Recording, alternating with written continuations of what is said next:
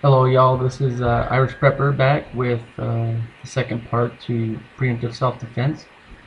We're going to move on with deny and then destroy, okay, which would be condition red, okay.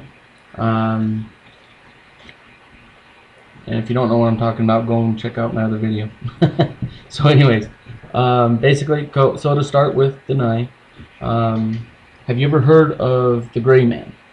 Okay, it is one of the cornerstones of spook and tradecraft, spook tradecraft, anyways, and is a vital and valuable tool to anyone wanting to stay under the radar. Okay, it is easy to understand yet difficult to master, and it can be the deciding factor between your safety and a very bad day. What is the gray man? Gray is a neutral color. It's not black, it's not white, and it plays the role of filling in and becoming, in essence, the background for all other colors. It is neither here nor there and goes completely unnoticed against all the bright colors and the sharp contrast between light and dark. What does this mean in terms of you, the human element?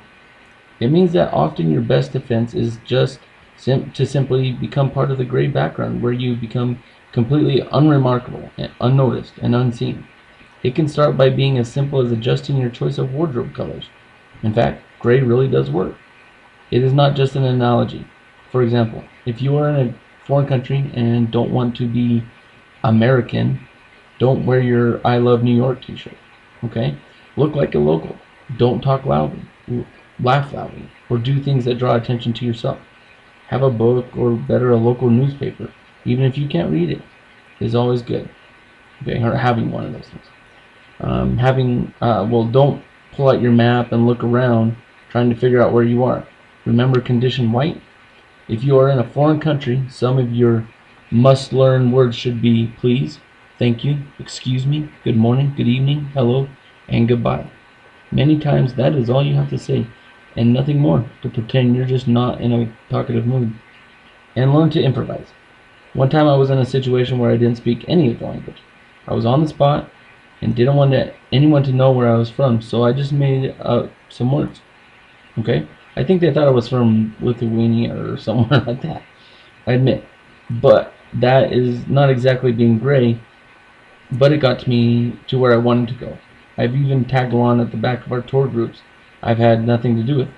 Okay? And I've used a really bad Irish accent from time to time. The point is that you have to think like you're a human chameleon, mentally, physically, and socially, if you want to fade into the mist. Okay? The point I'm making here is if you are not noticed, you can't be a target. Okay? So that's deny. Stopping anything before they get an inkling in their mind that you might be the person that they're going to be going after. Okay? Which takes us into the last section. Destroy. Okay? Condition red. Now let's take a look at your possible actions. If you are discovered if you have discovered an active threat to either yourself or perhaps some other unwitting victim. What was the title of the video? Preemptive self of the other video. Okay, if you just watched it anyways. Preemptive self defense. Okay, that's right. What does preempt mean? My simple definition is this: the act of stopping something before it happens. That definition denotes that there must be some action or interaction on your part. Remember when I said that surprise was a necessary component of a predatory attack, the ambush? Well, nothing shakes up a bad guy more than yelling in a loud voice, shouting, hey, what the F do you think you're doing? That's it. I've seen them pick up and run just for this action alone. Not all the time, mind you, but what happens is this. The first thing from the bad guy's view is that you are announcing to all, and third, that he has been discovered. Okay, you've broken his train of thought, his attention to his action, and thirdly, you've asked a question, a process so powerful that the human mind internally always pauses to answer. In a case like this, others may look at you like, what the heck is this guy up to? But even if there are 100 people present, I guarantee you that even if no one figures it out, the bad guy knows you're talking directly to him. Funny how that works. It's almost like the hey, your fly is down scenario. Okay? It's awfully hard to avoid looking down if you're a guy. Anyway, so back to preempting the attack. Remember, we're at the moment of no return, no way to escape, and without question, facing a clear and present danger. I will tell you this, I'm pretty good at reading people and situations, and if I know, gut feel, that something is about to go south, I'm firing first.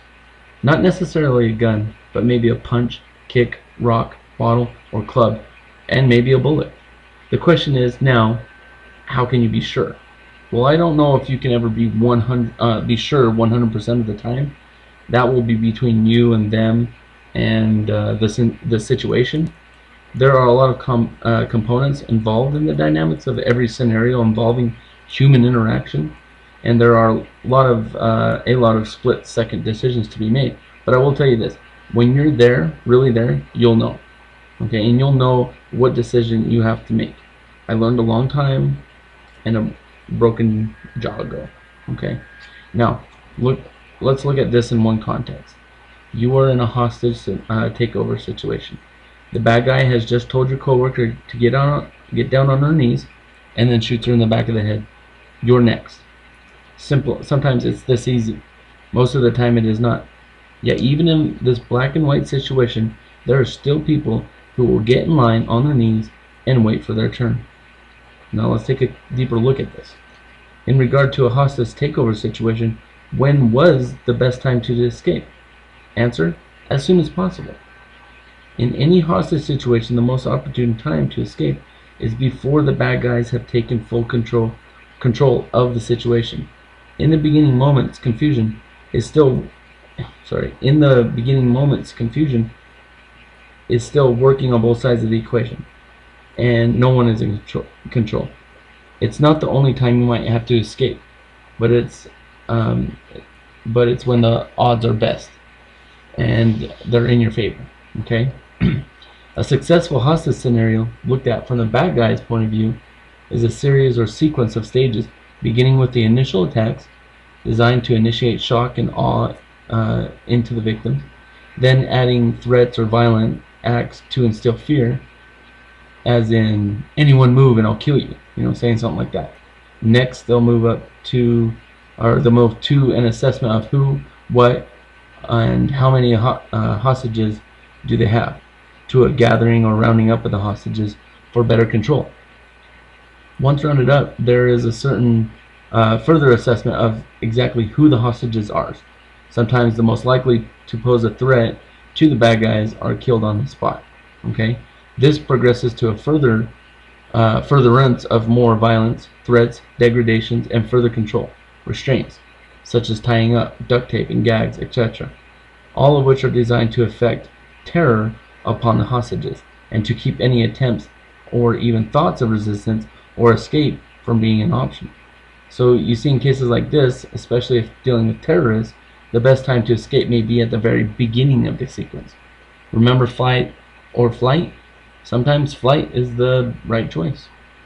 Or have you ever been in a confrontation where the aggressor has just stated, "I'm going to kick your butt"?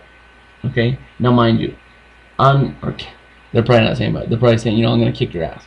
So, but now mind you, I'm not necessarily thinking I'm going to kill this guy. Okay, I'm not going to kill him just because he said I'm going to kick your ass. Okay, but I guarantee that I'm going to be the one to strike first. Okay, and I'm not going to hesitate or even for even a split second until he is no longer a threat.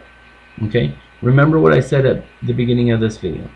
The beginning of this first video. He who strikes first usually wins. Okay, that statement is oh so true. I've seen it, I've felt it, I've done it. You never want to let the bad guy get the first shot or punch off if you know one's coming. And that is a golden rule. In a case where your life is on the line, it is definitely way better to give than to receive. And remember, give generously. Okay, so that's going to end this little series on preemptive self-defense. I hope you guys can take this to heart. Remember, it's all about deciding what you're going to do beforehand. Are you going to shoot? if you have to pull your gun? Are you going to pull your gun? You know, these are the things, you know, that these are the scenarios that you have to play out in your mind ahead of time and make the decision, a conscious decision of what you're going to do. And it'll make it that much easier to follow through and claim a safer spot in that moment than if you hadn't. So I hope this aids you in a little bit in your prepping, and you guys have a nice night. Well, for me it's night, and you guys take care. Irish Prepper out.